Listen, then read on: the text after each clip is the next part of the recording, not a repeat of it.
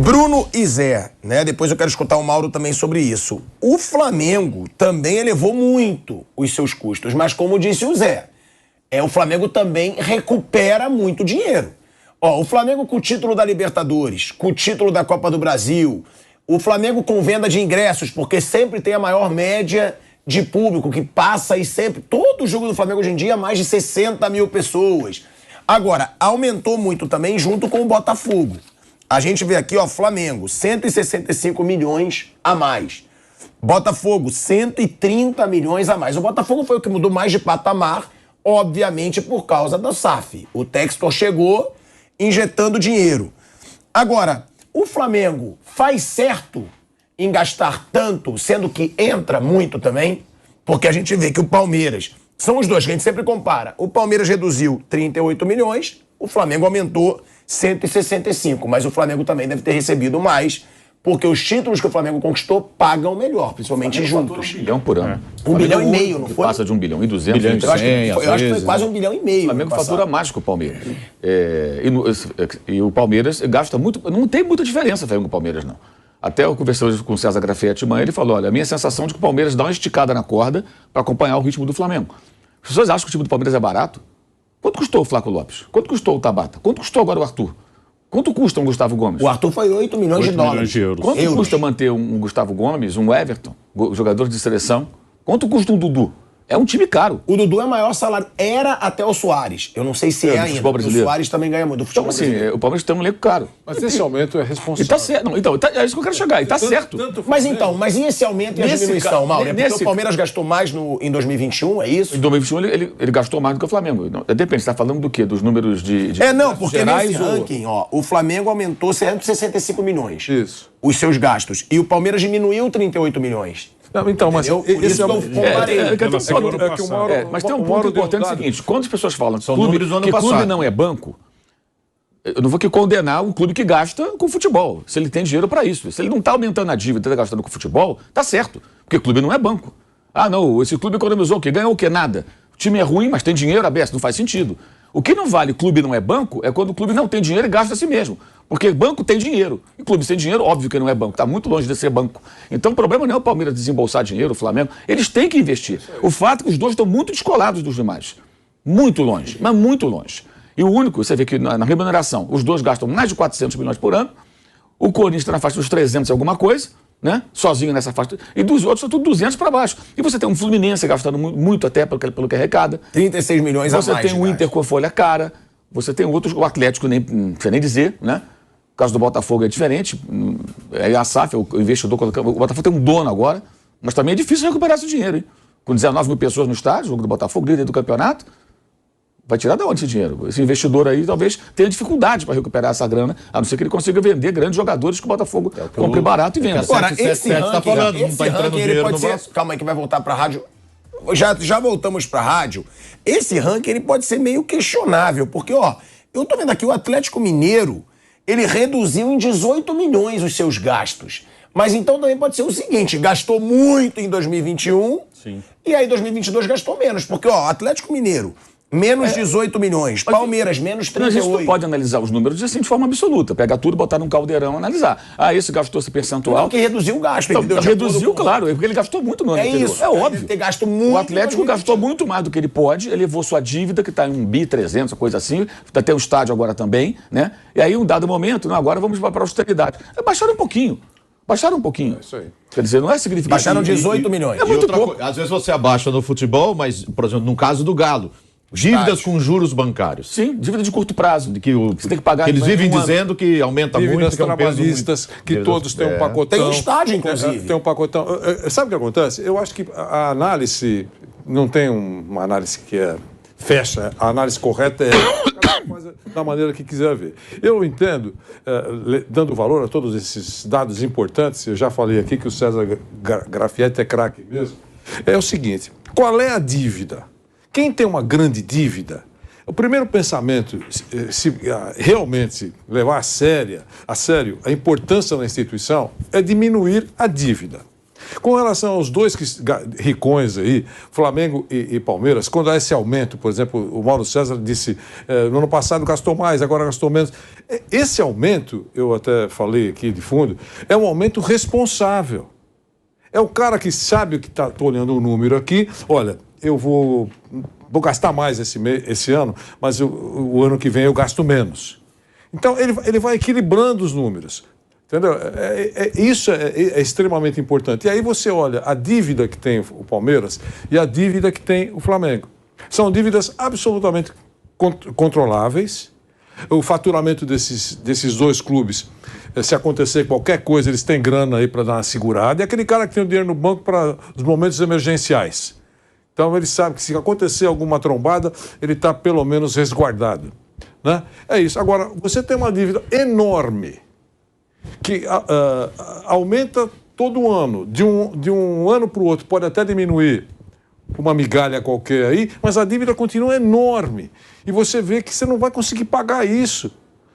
Qual é há um cálculo, eu acho que foi o César que fez, Mauro, você já sei que você está mergulhado nesse relatório aí, não sei se você já chegou nesse ponto, que para pagar toda a dívida serão necessários 20 anos. Pagando 20%. Atlético e o Cruzeiro. Isso. Quer dizer, então, o Atlético mais de 20, o Cruzeiro quase 20 anos. Aí a conta é a seguinte, eles tiram uma média dos 4 últimos anos. É isso. Quanto que faturou nos últimos 4 anos em média? Faturou X. Ok. Se todo ano tirasse 20% desse faturamento para quitar a dívida, em quantos anos esse clube... É um exercício para você imaginar o tamanho do buraco. É isso, exato. Aí você vê, por exemplo, o Atlético mais de 20 anos, o Cruzeiro quase 20 anos, que aí ele está contando a dívida real do clube também, não é só a SAF não. Porque eu acho certo, que esse negócio da SAF é um mundo fantasioso, né? Virei SAF e acabou, mas tem os credores da justiça contra o clube lá. Enfim, o Flamengo, por exemplo, ele reduziu a dívida dele no ano passado. Caiu a dívida. Ele investiu mais e reduziu a dívida, porque ele faturou muito.